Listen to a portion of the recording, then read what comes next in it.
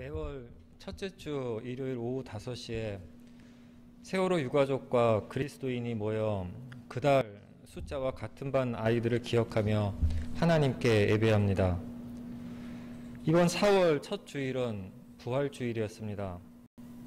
이날 예배 중에 함께 묵상하기 위해 애은 어머니가 선택하신 성서 본문은 다가오는 고난을 예견하시며 예수님께서 제자들과 마지막으로 함께 하신 유월절 식사 이야기였습니다. 그러니까 부활주일에 고난주간 이야기를 함께 읽고 나눈 것이었습니다. 성서 본문의 선택이 하나의 메시지라면 애은 어머니는 십자가는 지속되고 부활은 지연되는 현실, 십자가와 부활 사이의 시간을 7년이 다 되어가도록 버티고 있는 세월호 유가족의 아픔을 이야기하고 싶으셨던 것 같습니다. 7번째 고통의 봄을 다시 맞으며 어떻게 아이들을 애도하고 부모들을 위로할까 고민하다 아이를 잃은 슬픔에도 신앙을 잃지 않은 엄마 아빠의 마음을 조금이나마 헤아려 보고 싶었습니다. 그래서 애은 어머니와 창현 어머니에게 나를 쓰러지지 않게 포기하지 않게 지탱해 주는 성서 말씀을 이야기해 달라고 부탁드렸습니다. 그리고 두 어머니가 계신 현장으로 찾아가 이야기를 들었습니다. 애은 어머니는 아직 찬 기운이 남아있는 봄바람이 세게 불던 지난달 3월 22일 세월호 참사 진상규명을 위한 그리스도인 연속 단식 기도를 하고 계시던 청와대 앞으로 찾아가 말씀을 들었고, 창현 어머니는 따뜻한 봄기운 완연했던 지난주 4월 5일 안산 4.16 생명안전공원 부지에서 만나 말씀을 들었습니다. 봄날에 엄마들이 들려주는 아프면서도 아름다운 신앙과 삶의 이야기를 가슴으로 경청하겠습니다. 안녕하세요. 저는 안산 단원고 2학년 3반 유예은 학생의 엄마 박은희 전도사입니다. 분향소 예배 때 자주 배웠던 이렇게 세길교회 교우분들에게 영상으로나마 세월호 참사 7주기를 앞두고 인사를 드릴 수 있게 되어서 참으로 감사하게 생각합니다. 특별히 오늘 날씨도 바람이 굉장히 많이 불고 참 힘든 자리인데 이곳까지 찾아와 주셔서 감사를 드립니다. 정경일 원장님으로부터 힘이 되는 성경 구절이 있으면 소개해 주십사 그런 부탁을 들었습니다. 이건 평소에 제가 힘이 됐던 성경 말씀은 아니고요. 최근에 들어서 힘이 되는 성경 말씀인데요.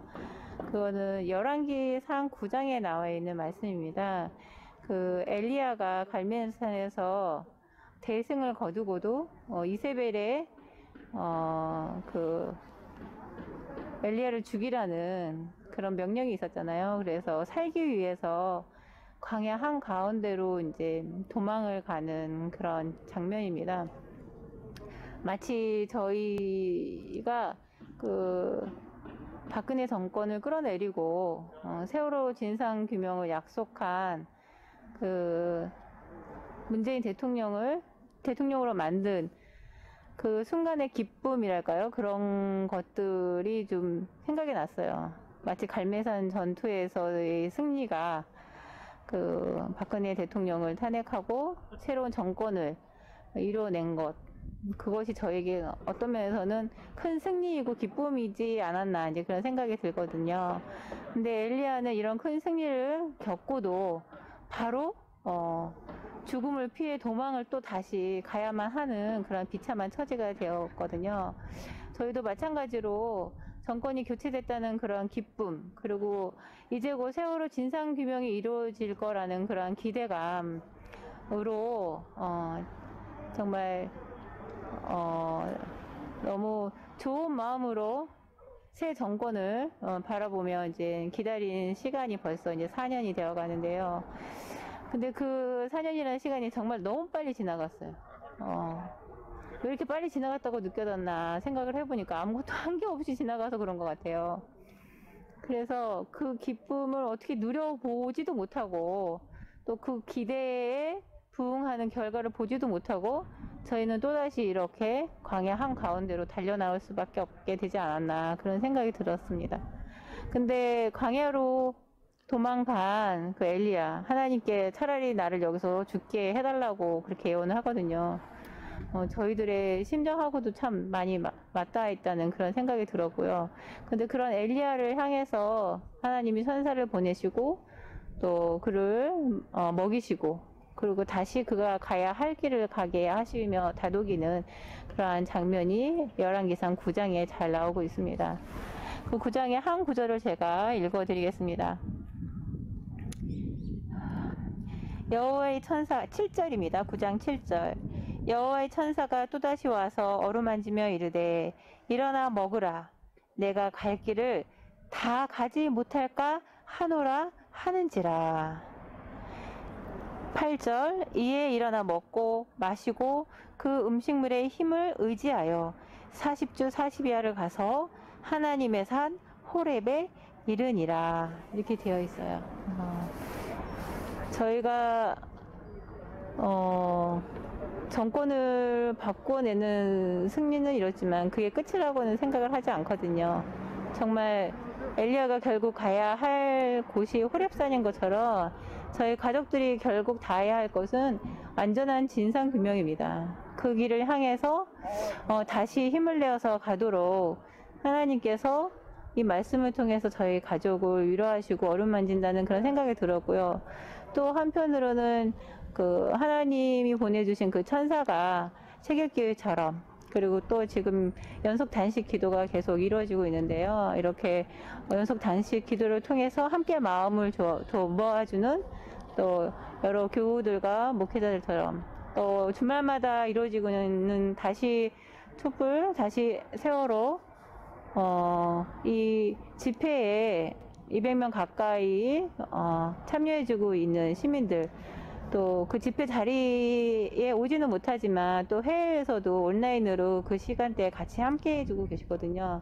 이런 분들이 바로 저희 가족들에게 보냄을 받은 천사들이 아닌가. 그분들이 저희들을 회복시키고 다시 가야 할 길을 마저 가라고 재촉하고 있다는 그런 생각이 요즘 듭니다. 그래서 7절에 있는 내가 갈 길을 다 가지 못할까 하노라. 그래서 우리가 아직 가야 할 길이 남아 있구나. 이 말씀을 보면서 그런 생각이 듭니다. 그래서 여기서 걸음을 멈추지 않고 하나님께서 조금 더디지만 예비하신 그 길을 향해서 힘을 내서 가야겠다. 그런 생각이 듭니다. 여러분들도 지난 7년을 기다리면서 답답하기도 하고 또 때로는 아파서 외면하고 싶은 그런 마음도 들었을 거라는 생각이 드는데요. 저희 아직 이 길을 끝내지 못했습니다. 끝까지 다 갈 때까지 함께 해주시고 함께 기도해 주시고 행동해 주시면 좋을 것 같습니다. 다가오는 7주기 저희 아이들을 꼭 기억해 주시고 그 아이들과의 약속을 꼭 기억해 주시길 바랍니다. 감사합니다.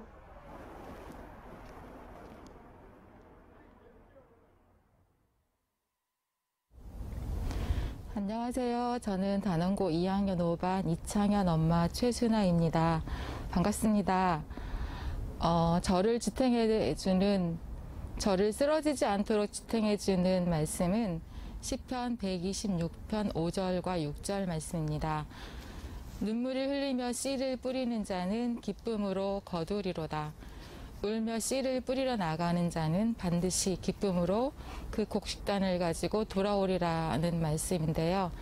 그런데 저는 이 말씀에서 이해가 잘 되지 않는 부분이 있었습니다.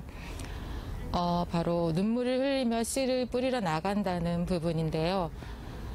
왜 씨를 뿌리러 나가는데 눈물을 흘리는지 이해를 할 수가 없었습니다. 제가 기억하는 농촌의 씨 뿌리는 풍경은 기대와 희망이 섞여 있는 그런 풍경이었거든요. 가을에 거두어드릴 풍성한 곡식을 기대하며 콧노래를 흥얼거리는 그런 흥겨운 흥이 있는 풍경이었습니다. 그런데 왜 눈물을 흘리며 씨를 뿌리는지 이해가 할 수 없었는데 요즘에는 이런 생각이 듭니다. 눈물을 흘리며 씨를 뿌리는 사람들이 우리 세월호 유가족 같다는 생각이 듭니다. 8년째 진상규명이라는 씨앗을 뿌리고 있는데요. 2014년에는 정말 서럽게 눈물을 흘리며 전국을 돌아다니며 진상규명 씨앗을 뿌렸던 것 같고 2015년, 16년, 17년, 18년, 19년, 20년, 21년 이렇게 8년째 진상규명이라는 씨앗을 뿌리고 있습니다. 진실이라는 열매를 거두어들이지도 못하면서 왜 이렇게 씨앗만 뿌리고 있는지 그렇게 질문하는 이상하게 생각하는 분들도 있는데 저희는 진실을 꼭 수확해내야만 하는 부모라는 농부이기 때문에 이 진상규명이라는 씨앗을 계속 뿌리고 있습니다. 진실이라는 곡식단을 거둬들일 수 있을지 현재 상황으로 봐서는 기약이 없어 보이지만 그렇다고 성과가 전혀 없었던 것은 아닙니다. 세월호를 인양해낼 수 있었고 그리고 전부는 아니지만 미수습자들을 찾아낼 수 있었고 그리고 세계의 특별조사위원회를 출범시켜서 개정과 기간 연장을 통해서 지금도 조사를 계속 이어가고 있고 그리고 지금도 전국에서 그리고 해외에서도 진상규명 씨앗을 뿌리고 있다는 사실은 상당히 고무적이라고 생각합니다. 제가 서 있는 이곳은 우리 아이들을 데려올 생명안전공원 부지인데요. 지난 겨울 사방이 꽁꽁 얼어붙었을 때는 생명 하나, 씨앗 하나 보이지 않았었는데 지금은 어느새 봄이 되어 새싹들이 돋아나서 땅을 가득 메우고 있습니다. 곧 온갖 꽃들과 잡초들로 가득 채워지겠죠. 그리고 이거 보이시나요? 이건 제가 지난 부활절 때 그 세길교회 정선자 자매님을 비롯한 자매님들이 만드신 계란을 선물 받은 건데요. 이 계란을 만드신 자매님들의 마음이 고스란히 저에게 전해져서 이제 이 계란이 저에게는 살아있는 말씀이 되었습니다. 꽃잎을 미리 말려놓고 계란을 삶아서 말린 다음에 색깔을 입히고 거기에 또 꽃잎을 붙이고 리본을 그리고 또 글씨를 새겨넣는 그 마음이 고스란히 그대로 저에게 살아서 전해졌습니다. 제가 세월호 참사 이후에 바뀐 게 있다면 전에는 성경을 있는 그대로 글자 그대로 믿으려고 노력했던 그런 신앙이었다면 지금은 이렇게 눈으로 확인하고 몸으로 부딪히고 실제 현장에서 경험하고 확인하는 그런 신앙으로 바뀌었다는 것입니다. 그래서인지 눈물을 흘리며 씨를 뿌린다는 그 의미가 이제는 좀 이해를 할 수 있을 것 같습니다. 오늘 제가 거두어드릴 기쁨의 곡식단은 두 가지인데요. 이 현재는 황무지 같은 생명안전공원에 우리 아이들을 데려올 추모관이 우뚝 서 있는 모습을 상상하는 것과 그리고 이 부활절 계란에 담아놓은 자매님들의 그 무한한 사랑을 느끼는 것, 그것이 저를 지탱해주는 살아있는 말씀입니다. 지금도 저희 세월호 유가족처럼 눈물을 흘리며 씨앗을 뿌리는 분들이 많이 있을 텐데요. 눈물을 흘리며 씨를 뿌리는 모든 분들께 기쁨의 곡식단이 가득 안겨지기를 소망하면서 이만 마치겠습니다. 감사합니다.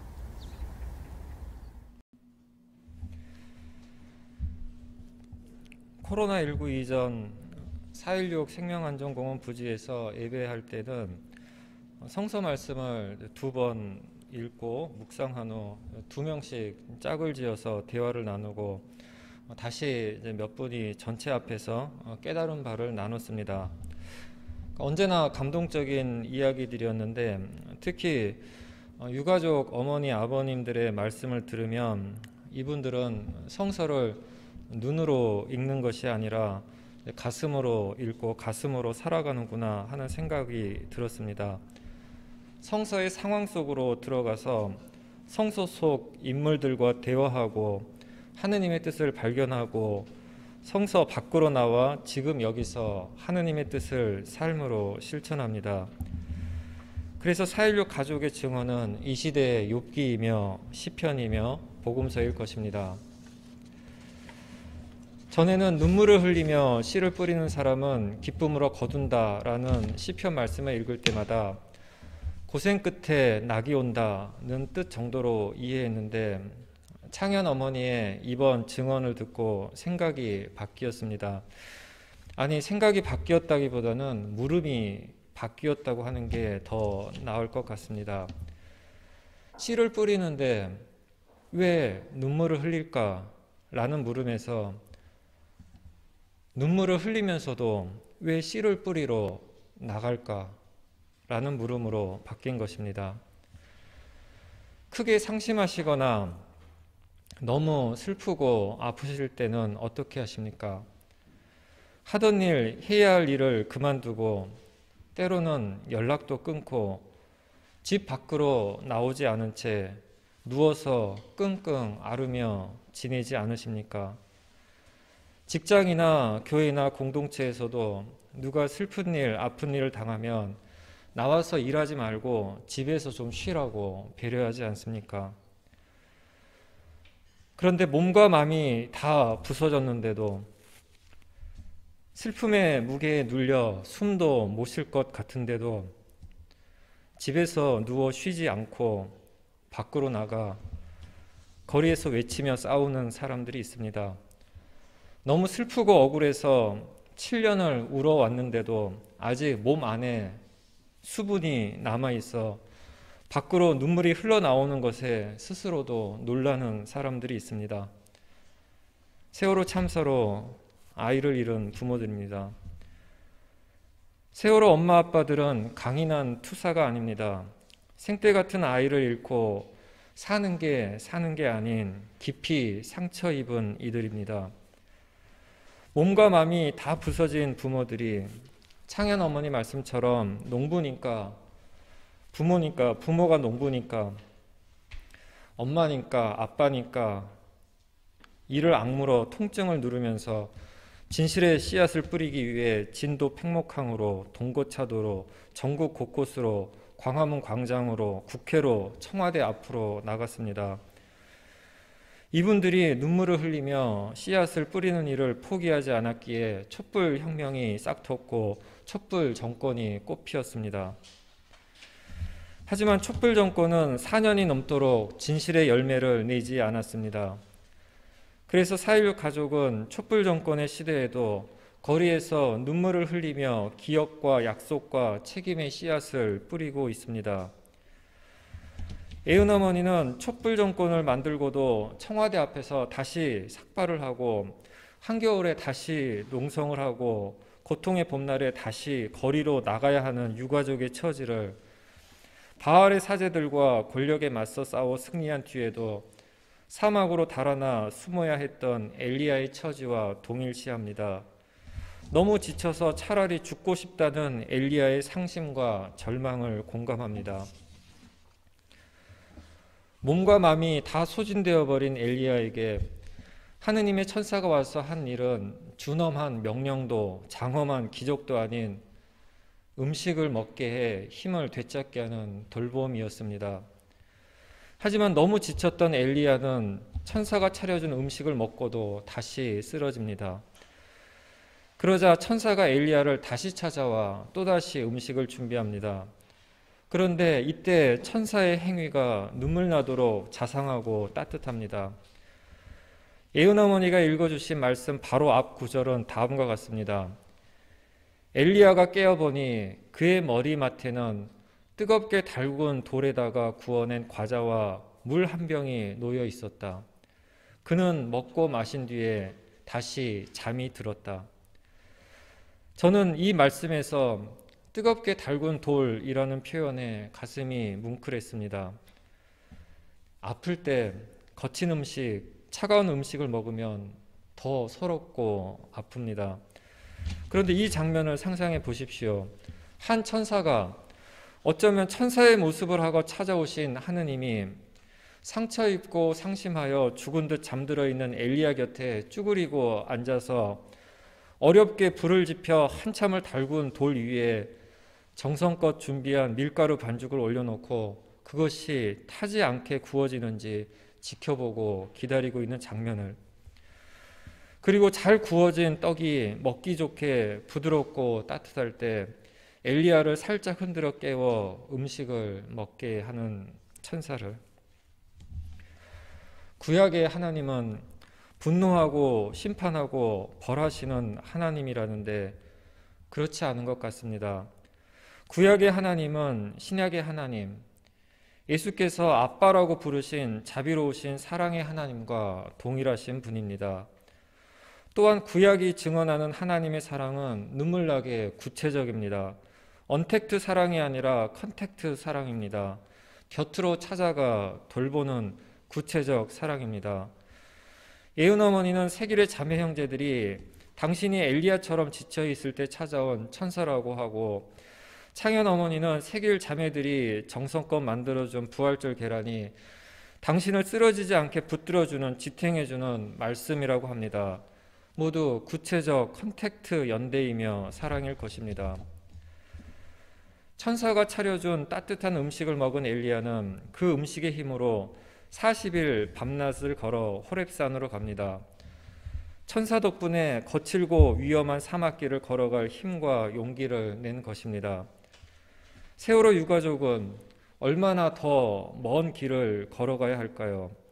얼마나 더 많은 눈물을 흘리며 진실의 씨앗을 뿌려야 할까요? 그것이 세월호 유가족의 물음이라면 우리가 스스로에게 물어야 할 물음은 이것입니다. 우리는 예은 어머니와 창현 어머니 곁에서 얼마나 더 함께 걸을 것인가요? 진상규명도 책임자 처벌도 안전사회 건설도 이루어지지 않았는데 7주기, 10주기 적당히 함께 걷다 우리는 여기까지 남은 길 잘 가세요 라며 작별하고 돌아설 것인가요? 그 정도 선행이면 충분한 것인가요? 시인 신보선은 선행과 상관없는 동행, 그런 것을 언제까지고 반복해보고 싶다라고 했습니다. 십자가와 부활 사이 고통스러운 봄날을 살고 있는 엄마들에게 필요한 것은 잠시 머무는 오아시스 같은 선행이 아니라 위험을 함께하며 사막을 건너는 동행입니다. 선행과 상관없는 동행입니다. 선행의 시간은 여기까지, 저기까지, 거기까지이지만 동행의 시간은 끝까지입니다. 호렙산에 이를 때까지, 진실을 밝힐 때까지, 그래서 눈물을 흘리며 씨를 뿌리러 나가지 않아도 될 때까지 아이들을 기억하며 세월호 유가족 곁에서 동행하는 것, 그것이 세월호 참사 7주기를 맞으며 봄날의 엄마들에게 주는 우리의 약속이며 응답이면 좋겠습니다. 지난 3월 안산에서 예배할 때 함께 묵상한 시편 22편 말씀을 창현 어머니가 당신의 언어로 고쳐 쓰신 것을 나눠주셨는데 봄날의 엄마가 쓴 시편으로 함께 기도하겠습니다. 잔잔한 파도가 맑은 햇살을 반기며 논일던 진도 앞바다에서 476명을 태운 세월호가 침몰했고 그 안에 수학여행을 가던 우리 아이들이 있다는 소식에 지축이 흔들리기 시작하더니 지금까지도 삶이 통째로 흔들거려 메스껍고 어지러워 정신을 차릴 수가 없습니다. 밤과 낮을 구별할 수 없을 정도로 혼란스럽고 넘쳐나는 소음들로 인해 잠을 이룰 수도 없습니다. 배운 것도 많고 가진 것도 많고 힘도 센 저들은 밥 먹듯이 거짓말을 지어냅니다. 나의 숨소리도 의심스럽고 머릿속 기억과 생각도 뒤죽박죽입니다. 자식 잃은 게 자랑이냐며 그만 울고 먹으라 하고 눈에 띄지도 말라고 합니다. 하나님 보고 계시죠? 이 상황을 어찌하시렵니까? 삶을 통째로 내던지기 전에 이 판을 뒤엎어 주십시오. 그래도 살아있으라 명하시니 살아있겠습니다. 아들의 죽음을 지켜보셔야 했던 하나님, 당신의 구멍난 마음에 저희 마음을 기대어 봅니다. 억울하게 가족을 잃은 수많은 사람들이 당신에게 기댑니다. 울 힘조차 없어 눈물이 말라가는 가련한 인생에게 오늘도 함께 울어줄 사람들을 보내주시니 감사합니다.